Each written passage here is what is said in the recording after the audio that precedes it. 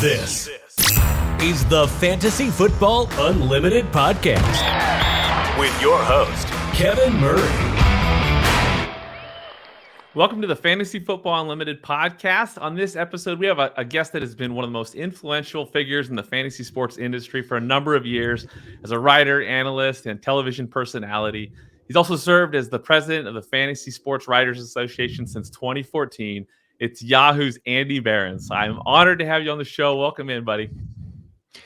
Kevin, it's so good to see you. It's been days. It's been hours since we've seen each other. Saw a lot of each other at the expo. It was a good time. I was telling you pre-recording that I'm breaking out this shirt only for you. It's kind of a little tribute to you. Like you occupied the loud shirt space long before I jumped on the bandwagon. Like you were there first for sure, among anybody that I'm aware of in the industry. So you started the trend. I've merely perfected it. So this is a shirt that I will wear for you and for Brad Evans only. I appreciate it. No, it's an honor to hear those words. It really kind of came from heading into the expo that first year, and people were thinking, okay, how is anyone going to know anybody, right? So I thought, okay, what should I do to come up with something where it's it's funny, kind of breaks the ice, and so I put my face on a shirt with my Twitter handle, and since then it's just been a craze at the expo, something people are looking forward to every year. And you are right, you are definitely you've raised the bar. That shirt you got right there with Brad Evans' face on it is incredible. The Roto Pat shirt that you wore on Saturday was fantastic. So yeah. I would also say that like the expo is somewhat a non-traditional social setting. I think you would probably agree with that, and it completely takes the pressure off. Like if you would otherwise fret about what you might be wearing, meeting people for the first time, the fact of a loud shirt night really eases things. It certainly does. Now, obviously, that trip was a ton of fun. What was your experience like there this year? Man, it's great. And anybody who's a hardcore player who can. One of the many nice things about the expo, the event that Bob Lung has put together, is that it's actually totally affordable, right? Like it's you're staying at a DoubleTree in Canton, Ohio, or similar, and Bob's made the expo itself like a super affordable thing for people who just write for a living and are like engaged in the fantasy space for a living. So it's just, that's really nice. So many people turn out. I think there were like 700 or so people there. It's a bunch of internet friends that maybe you see once or twice a year, and we all have the same sort of obsessions, right? Like it's just, I don't know. It's just great. I've loved the experience. I've been to all of them because I've been drafting the Kings Classic, which has been associated with it. And Hall of Fame is great. If you've never been, the people in the industry could not be, especially the people who like choose to come out to something like this. They just couldn't be more supportive. So it's just really nice. Every year is a blast in its own way. No, it's true. I went to the Taylor Swift concert a few weeks ago, and it was like, wow, you got 70,000+ people that are just like the happiest people on earth. But then I go to the expo, and it's like the same thing, right? Like it's really just people that are just so genuinely happy to be there. So it's truly special. Yeah. Now you did participate in Kings Classic again. What was your experience like with that this year? First of all, you were like an unsung hero at the Kings Classic because you were like you were updating the draft board the whole time, which is a totally thankless job. I don't know why you agreed to it, but it's awesome that you did. I had I don't know, it was relatively successful. I think that most people would say, because they have more control over shaping their team and the players that they choose and don't choose. I think I would say that I was better with like the salary cap portion of it, right? The team that I actually bought, I think I executed that really well. Pretty happy with it. It's also like it's 14-team league with 3 flex spots, so everybody's got problems, right? Everybody's got weaknesses. Took a bunch of home run swings at the end, and none of them have like completely busted yet. Of course, it was only 3-4 days ago, so they shouldn't have busted. But I'm feeling good. I will make again the point that I will make in that is that when I'm playing that format, even in a pretty deep league, I want to construct a roster that you that you can't draft, right? Like in a snake draft, the idea is, I mean, other people have control of the board at various times, right? And I'm only going to get one consensus first round player. If I'm building a roster via auction, I want to get two. I want to get three, right? Like, and I guess that's kind of a stars and scrubsy approach, which can be dangerous in a deep league. But I want to generally construct a roster that I can't possibly build in a snake draft. Yeah, auctions are fun to witness. I mean, it's such a cool way to do it, and you truly get the players that you want to get if you're willing to go get them, right? Yeah. No, Now, I mean, it's the most fair possible approach, right? Because everybody gets a shot at every player. there's so much strategy involved, so it's fun. It's fun. Now, do you spend more time preparing for the Kings Classic drafts or preparing the outfits? I mean, I guess you could say my entire summer is preparation for the drafts. Like all the stuff that we do, it's almost so unfair. Like all the stuff that we do, all the stuff that we write and record, throughout May, June, July. You can basically consider that prep for every draft that you have in late August. So I think I spend more specific focus time on the design of the shirts at this point than I do the design of the teams. There you go. Now, you grew up in Chicago. Were you a big sports fan as a kid?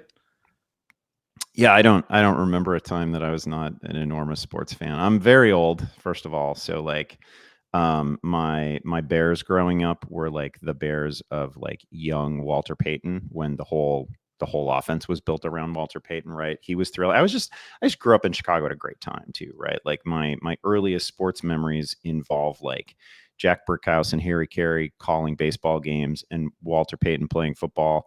And pretty soon Michael Jordan arrives on the scene. And like, I have no idea how you could grow up in Chicago in the 70s and 80s and not be an absolutely enormous sports fan across like all the major sports. Yeah. So my dad was a high school basketball coach when I was born too. So like he, sports were always the topic of conversation, like in the car, most evenings at home, right? Like it was just never not around. I was embedded in it really early. I had no choice.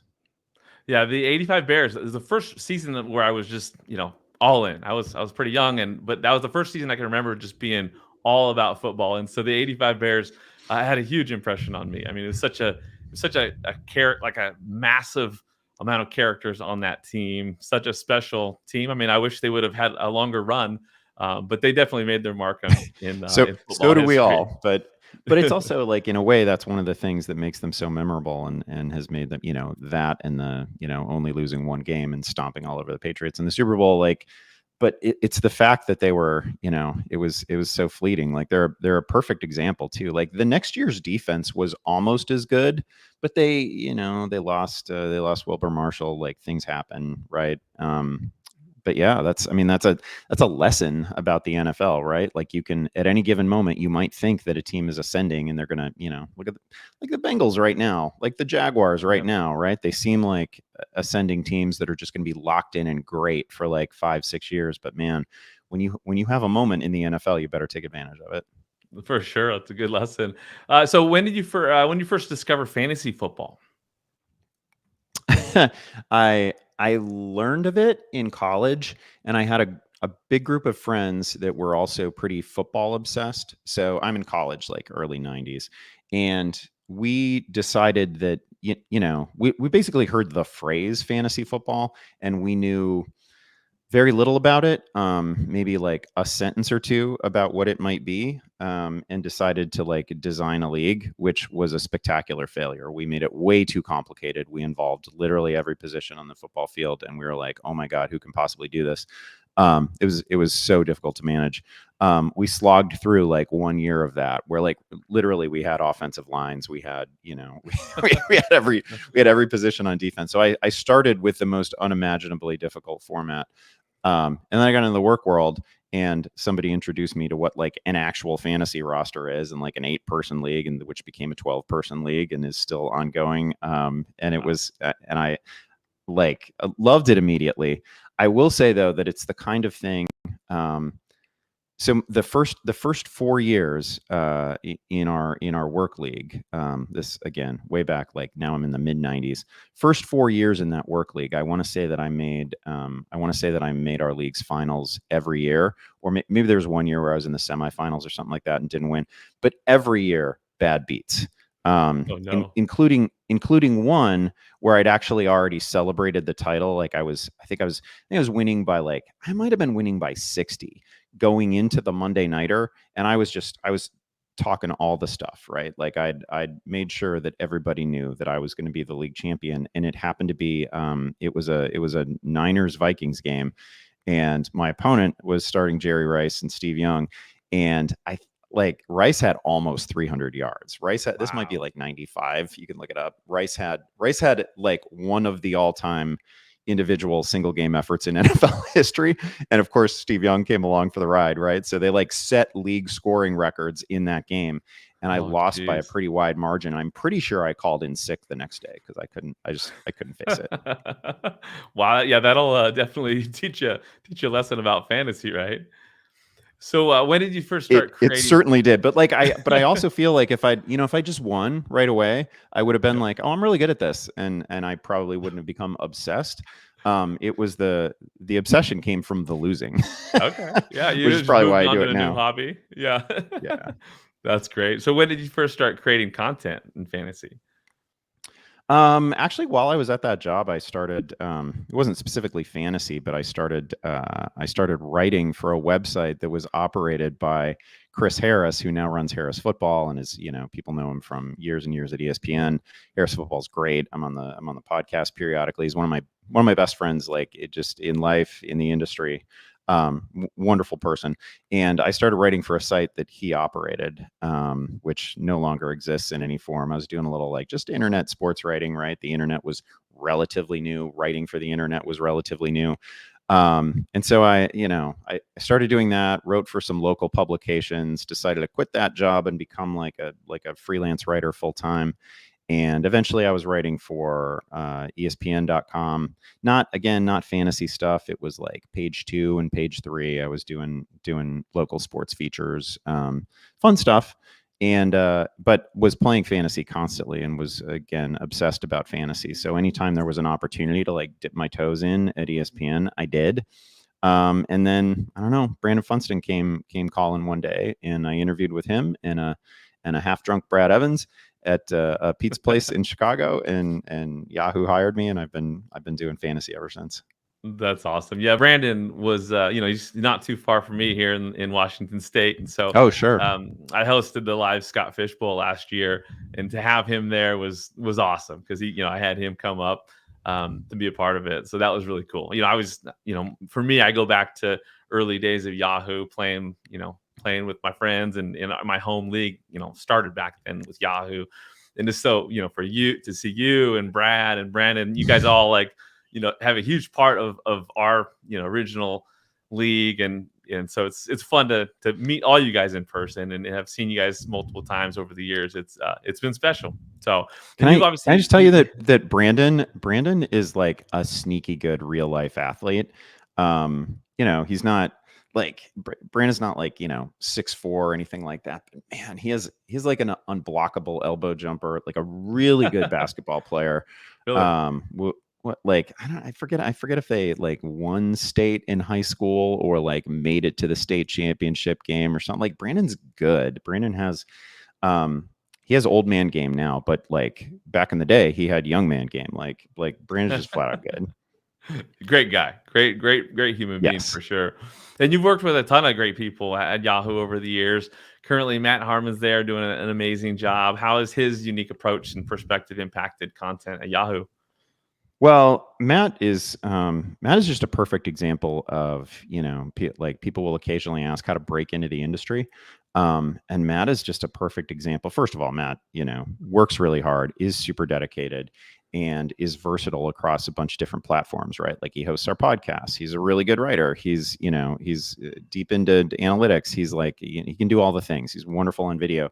That stuff is really important. But he also just saw an opportunity. He saw a need or for a shortcoming in fantasy analysis, and not even so much fantasy analysis, but in NFL analysis generally, right? Like the idea of separating receiver performance from the rest of the offense. How do we do that? And he went and like fixed it, and threw himself into it and created a product that you didn't know you needed. And it's awesome, right? So like, yeah. Matt is such a wonderful example of, stepping into a void. And I really like, there's a lot of that still in football, it feels, I write baseball content too. And it can often feel like baseball is just a completely solved problem, right? Like the game is still really fun. And there's a million unexpected things that happen in baseball, but like, we've pretty much settled on what the right approach should be for every batter. Like it's things are so compartmentalized and things are so well known and studied. And there's so much like undiscovered country in football. There's still so many ways to sort of plug in and find new niches. Yeah, Matt's done a fantastic job with reception perception. So it's great to see him on Yahoo and see him thrive in this role. And you've obviously been president of the Fantasy Sports Writers Association over the years. What's that experience been like for you? It is. I've been there long enough that it's really like, I feel like when I started out, the original mission of the association was really, and this still is our primary mission, because we're not printing money or anything like that, but it was to recognize all of the incredible content that was being produced in the fantasy space, because the association was created at a time when fantasy wasn't taken all that seriously even by the major platforms that hosted games, right? Is kind of off in a corner, and we couldn't possibly mix fantasy content with mainstream sports content, right? Because this is nerd stuff over here and this is cool stuff over here. But then the thing that's just been really gratifying, if you've been in this industry for a long time, is slowly people began to realize that, oh wow, if I play one or two fantasy leagues, I'm going to know the whole league. I'm going to know the entire NFL, right? I'm going to know the whole player pool in baseball. I won't just be simply like a meathead fan of the Cubs or the Bears or whatever, right? Like I'm gonna know the whole damn league. This will make me a better informed fan. And so those, the fantasy experience and just the sports fan experience have really merged to the point now that I think it would be fair to say that if you're not playing a fantasy league, you're not really a hardcore sports fan, right? You might think you are, but you're not. You're certainly not you're not as knowledgeable as you could be. So it's just been very satisfying now to see. And now, all the major platforms will put, ESPN is about to give a whole ton of airtime to fantasy football, right? Right. Like I mean, that's great. That's great for all of us. That's not just great for their product. It's great for all of us. So that's just been really satisfying to see. You asked me about FSWA, of course, but that was sort of the original mission, right? Was to put all the terrific fantasy content that was being created, early days, Bob Harris, Matt Berry, Chris Harris, like people who were doing great work in the space in like 2005, 2006, giving them a spotlight in any way that we possibly could to recognize that. Because, man, I will tell you, like, especially back then and even now, some of the best writing on football period is happening within fantasy. I probably don't need to convince you of that, but there are probably other people that still need to learn it. Sure. Some of the most insightful content that is written about the NFL period, like before we even get into, which audience it's intended for, it's being done by people who are primarily focused on fantasy. FSWA basically exists to recognize that through the awards process. Yeah, it's always fun every year to come to see, the awards coming out and all that. So, something people might not know about you is you've been an author of some novels, right, for young readers. Tell me more about that. Yeah, I was writing for ESPN in probably like 2005. And the stuff that I was doing for them then was just like, it was exclusively, sports features, quirky sports features about fans or about, I wrote a long thing about the 7th inning stretch at Wrigley Field. I followed Journey, the band, around Wrigley Field, like on the night that they were going to sing the stretch. That was really cool. Did a piece on that. Did a whole bunch of really fun features that I very much enjoyed for ESPN. Worked for some great editors. Couldn't believe the people that were on staff at the time. Couldn't believe the email chains I ended up on. Like it was great.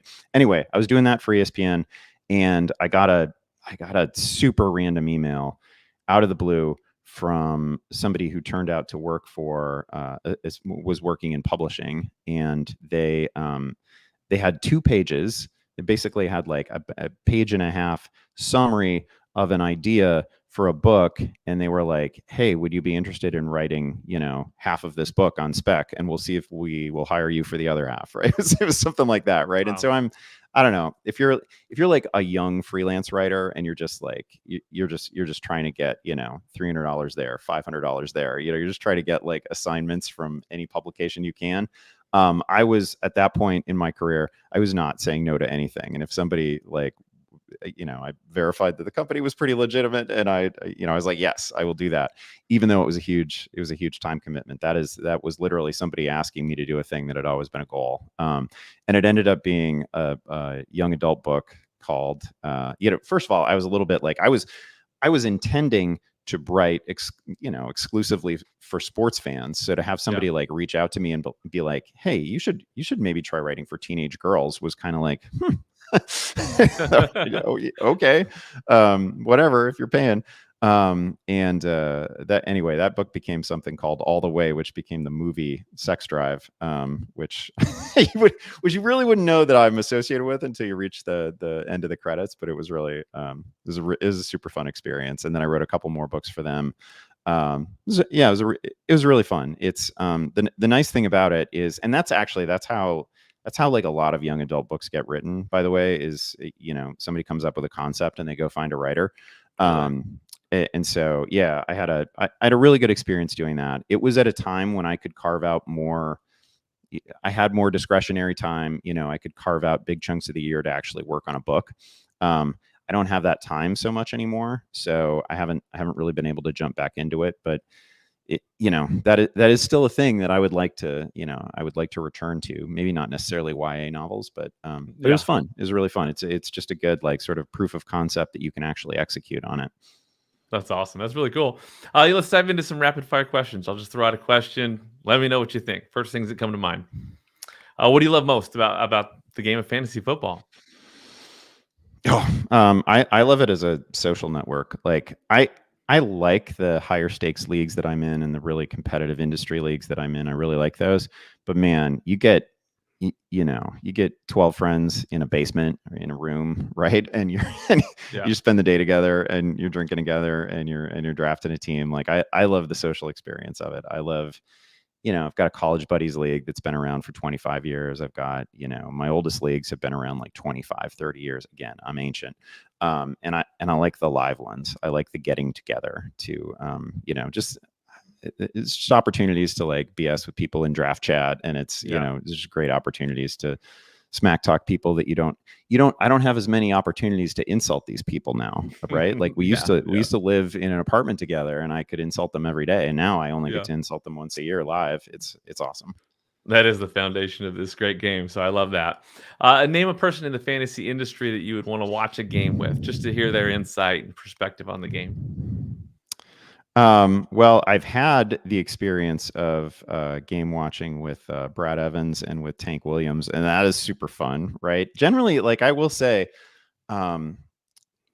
it's if you haven't done it, and I've been like privileged enough to be able to do it. If you can watch games with former players, and watch the things that they watch, it's pretty awesome. So like again, Tank Williams, a guy who's worked for Yahoo, like on the football side, been on Fantasy Football Live for many years and been great at it. Like he's just really fun to watch a game with, and not, we're BSing most of the time, but Tank will have insights that you're probably just not going to pick up, and he just knows what's going on. Like he has a greater sense for like maybe who an intended receiver should have been, or like finer points of the game that you're not necessarily going to detect. I remember years ago, you said rapid fire, and I'm definitely not doing this rapid fire. I'm sorry about that, Kevin.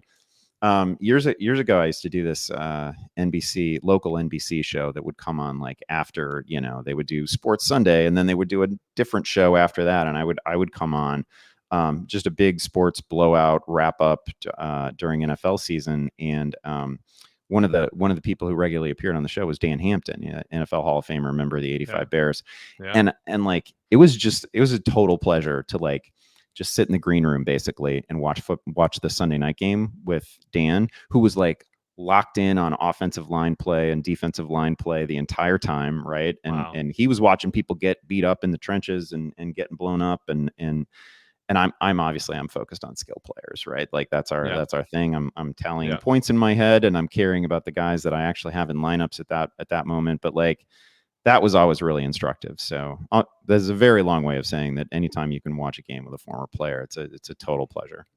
No, that's a great answer for sure. Can you name a couple people that just have had a massive impact on you during your journey within the industry? I'm sure it's a countless list, but sure. I feel like I've named a handful of them already. Yeah. I can't thank Brandon Funston enough. He, like good mentor, good person, like just good at connecting people. He's fantastic editor, fantastic content producer, like a total pioneer in the industry as well. And one of those people where like, there's a handful of people who are like I've been in the industry for a long time, but I'm not ground floor, I'm not day one. And Funston is pretty close to that. Like Funston is in that group where like if he had failed early on, it would have been really bad for fantasy, right? It would have been really bad for the industry, but he didn't. He's great at it. He loves it. He's been wonderful. Chris Harris who's a curmudgeon, but one of the nicest people in the industry, is a huge influence and a great friend. So those two for sure. Brad is one of my best friends in the industry. He's a walking party too. So I've been super fortunate to have crossed paths with a whole bunch of people that have made me better, that have complemented the things that we all come to this from like one path or another, and all I ever wanted to be was a writer, right? Like I did not want to shout at anything or anybody on camera. That's not really my thing. I never had any intention of like doing radio. There wasn't such thing as podcasting when I got into it. I just wanted to write. It's all I wanted to do. I wanted to write for a few hours a day about sports. I thought that would be really cool. And people like Brad, just like doing live shows with people like Brandon, super helpful. And now, of course, it's like it's essential. If you want to operate in this career, you got to do stuff on video. You got to do all the things, right? So, just getting to work with those folks has been really been super satisfying and helpful.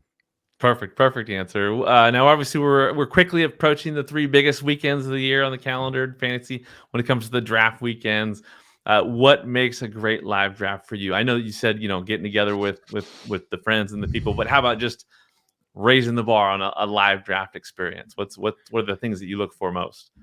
I can't stress enough how important it is. Like when Roger Goodell first gets up to the microphone at the actual NFL draft, and everybody just boos the hell out of him. You have to do that at your live draft. Like if you're not booing your commissioner, what are you even getting together for? That's essential. A healthy amount of trash talk is pretty essential at any live draft.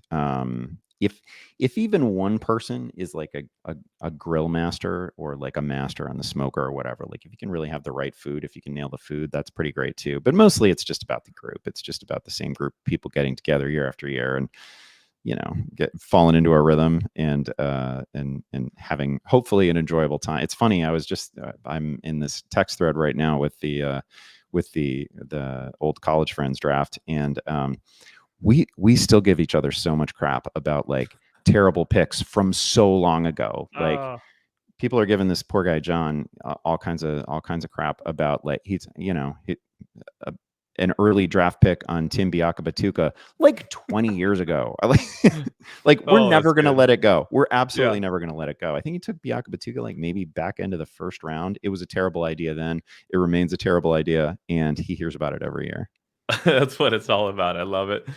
So when it comes to like selecting draft order, are there certain things that you prefer, or certain methods, and are there certain draft order creative methods that you think that are just fun that people should be looking into doing? Yeah, I don't like tying draft order specifically to order of finish from the prior year. I really enjoy a lottery for the teams that didn't make the playoffs, right? Like a weighted lottery is fine, but I enjoy a lottery. Big fan of that. I'm not in any leagues where we have anything particularly extraordinary to determine draft order. I can tell you, like, if you are in a league where you get to pick your draft order, we have decades of data at Yahoo across millions of leagues, and I can tell you pretty definitively that if you are drafting in football, you want to be top 5. And I know that there are a bunch of people who are like, oh, give me those turn picks. I really like, whatever receiver and whatever running back. That's how I want to start. That is, it's not by a lot, but by a little over a long sweep of time, you definitely have an edge if you're at the top of a draft. So I always tell people to pick there. That's good information to get out to the masses, because it's true. People, will look at, what can they get out of the first couple rounds, as opposed to, you probably see the data, over years, and it's probably revealing. So that's good information. Yeah, How about and sometimes the worst draft spot is still gonna, and I'm looking at, like, if we're looking at 10-team leagues, right? So you would expect if drafting was perfectly fair, in a 10-team league, each slot would have a 10% chance to win the thing, right? And it doesn't work quite that way. And usually the most disastrous draft slots don't fall below like 8.5%, and the best ones are, they'll crack 11%, something like that. So it's not like you can't win from anywhere, but there are non-trivial differences that tend to show up year after year. That's good. So how about last place punishments? Are there certain things that you've seen that kind of just blow your minds, or certain things that you've done that you traditionally do in leagues? I love that people get creative about them. We've all seen the ones that have gone viral. That there is one that I learned about years ago. Before we even made last place punishments like really a thing. Before that became like a thing that everybody did. I became aware of a league in which the last place finisher had to sign up for and take the SAT, and then share their results with the rest of the league. And that has given me nightmares ever since. Like, I just think that's so many hours, right? Yeah. And of course you've forgotten all your unless you're working in mathematics every day, of course you've forgotten your high school math. It's just, that would just be so pathetic. It would somewhere, it's going to be in a file somewhere that's like on your permanent record somewhere, that you totally bombed the SAT as well. And it's just, and then the fact of having to share it with the rest of the league, it's still, I cringe thinking about it. That's a pretty good one. Yeah, for sure. How about for actual football? You obviously are probably in a lot of leagues, I would imagine. Is there a quarterback that you're gonna come away with in most of your drafts this year, that you're excited for in 2023? That's a good question. And I do still think, first of all, I do still think that, like, you can draft quarterbacks late and it can work. We are in this period where, I was looking at this for an article a couple weeks ago. Over the last 5 seasons, basically, you go back to 2018, we've seen 12 of the all-time top 18 per game scoring seasons by quarterbacks, right? So, like, quarterback scoring has changed a little bit. Now we don't just have, like, it's not such a novelty to have a dual threat quarterback anymore, right? Like the way it maybe used to be. There might be one guy in the league, 30 years ago who could run a little bit, but it wasn't a featured component of so many offenses, right? So now you have all these guys who are topping like 700 rushing yards, which of course is, it's a cheat code in fantasy. And so scoring, the reason that we used to rave about, gotta wait on QB, draft one late, he'll be fine. It was because there wasn't really that much separation between like the QB 10 and the QB 4. It wasn't particularly meaningful, and you could make up that difference elsewhere. Now they are league winners. Now they are like golden ticket players. So I like Kings Classic the other day. I paired Josh Allen with Stephon Diggs. I wouldn't have I wouldn't have taken one of the top 3 quarterbacks off the board, 20 years ago, but I do it pretty routinely now. So that's a long way of saying that I don't necessarily mind paying the freight in certain leagues on the top quarterbacks, because again, last 5 or 6 years, those have just like the best quarterback in the league. It's a golden ticket to the playoffs, and really increases your chances to win the thing. I will also say, though, that some of those same great seasons you've been able to draft pretty late, right? Like Jalen Hurts came at a cost last year, but it wasn't the 3rd round. You could get him a little bit later than that. Lamar Jackson, when he broke out and had the top single game per game scoring season of all time, you get him in the 9th round, right? Like that. The whole point is to find these guys a little bit later. I think that. And there's a bunch of reasons that you might not want to draft Deshaun Watson. I totally appreciate that. I think he's probably the last player on the board who has a reasonable top 3 QB upside. So I have landed him a fair amount. I enjoy taking Sam Howell really late in drafts where I feel like I need to have 2 quarterbacks, because I just think that team is really fun this year. I think there's a certain percentage chance that Sam Howell is pretty good. And if he's pretty good and he plays a full season, he's got sneaky rushing upside too, right? He had an 800 rushing yard year in college. Like that guy could run for 500 yards and 5 touchdowns. And if you do that, it's pretty hard not to finish as a top 12 quarterback, right? So I've got a few shares of him as well. That's great. How about a couple of running backs for just, a sleeper running back that you're itching for this season? Yeah, well, we can look near the top of the ranks, and we can look late. First of all, I get Nick Chubb all over the place because he's like the RB. Depending on the day, sometimes I'm feeling RB1 with Nick Chubb. The rest of the time, I'm feeling RB2. So I just like him at least 5 picks ahead of anybody else. So I end up with a lot of Nick Chubb. In those like dead zone-y running backs in that range, have a fair amount of James Cook, have a fair amount of Dameon Pierce. I tweeted about this today because Greg Rosenthal tweeted about it. Like we're sleeping pretty hard on Dameon Pierce, right? There's not a lot of excitement for him, and he was great last year. Super great in a super violent bowl you over kind of way that I don't know how that ages exactly, but he was great. You looked at the missed tackle leaderboard at the end of the year, and Dameon Pierce was still very near the top of it despite missing a bunch of time due to injury. So I think that guy has a chance to be really, really good. He's not going to catch, he's not going to catch 70 balls or anything like that. I'm not saying that he's going to threaten Christian McCaffrey. I'm not saying he's going to give you 2,000 scrimmage yards, but 1,300 scrimmage yards, 1,400 scrimmage yards. Like he's really, really good. Super late. I like Tank Bigsby for obvious reasons. He's paired with Travis Etienne. I just think they complement each other really well. Like I think the shortcomings, the perceived shortcomings in Etienne's game, he's young, so I don't want to say that he's always going to struggle as a receiver or as a goal line runner or anything like that. But the perceived problems in Etienne's game are strengths for Bigsby. He's been just a walking highlight in camp. Probably already has a short yardage goal line role, so I think he's fun. And we've totally slept until maybe the recent days on Kenneth Gainwell. Fantasy drafters, at least in July, early August, definitely did not consider the Eagles' backfield the way they should have. We should have always looked at it as kind of a murky 3-headed committee, right? But the same folks who were always all in on DeAndre Swift have continued to be all in on DeAndre Swift as if he's the only back there. That is just clearly not the case. And now there's a lot of reporting suggesting that it's Gainwell that's actually seeing the most first team snaps in camp. That feels right. It just feels like it's going to be a situation where there's maybe it's 2 guys, maybe it's 3 guys.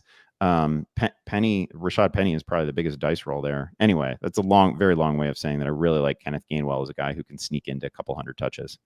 Yeah, and obviously a bargain. Anybody can get him right at the end of the draft. So yeah, that's great. How about a couple wide receivers?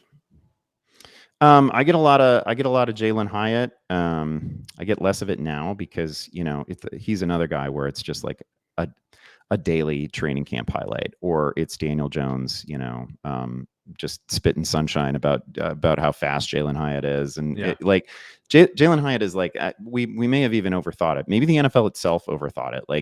that kid was the Biletnikoff winner. He had a hilariously huge game against Alabama. So he in the toughest matchups, he killed it.